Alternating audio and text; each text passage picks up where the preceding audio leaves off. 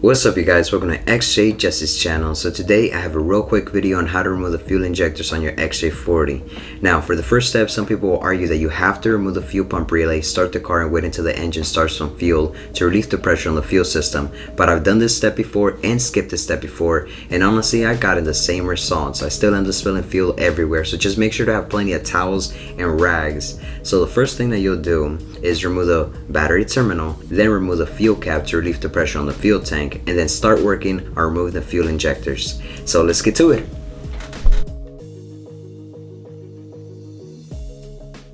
Use a pick and hook tool to remove the retainer clip from the fuel injector connector. If you pull on them, you can damage the plastic connector. Remove the fuel injector retainers. Use a flathead screwdriver and slowly pry them out so you don't send them flying like I did.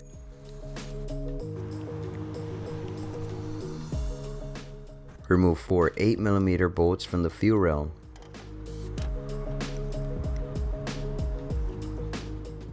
You don't have to remove this fuel hose, I'm just showing you guys because I'm completely removing the fuel rail.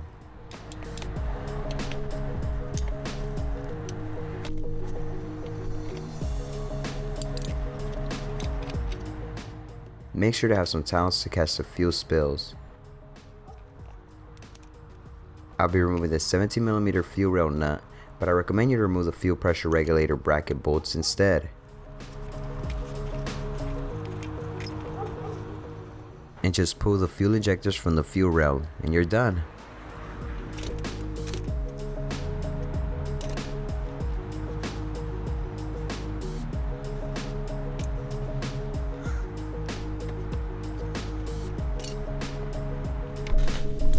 Alright you guys, if y'all found this video helpful, please select the like button, and if you're looking for any particular XJ40 parts, let me know in the comment section so I can make sure to remove it from this Jag and post them on my eBay shop.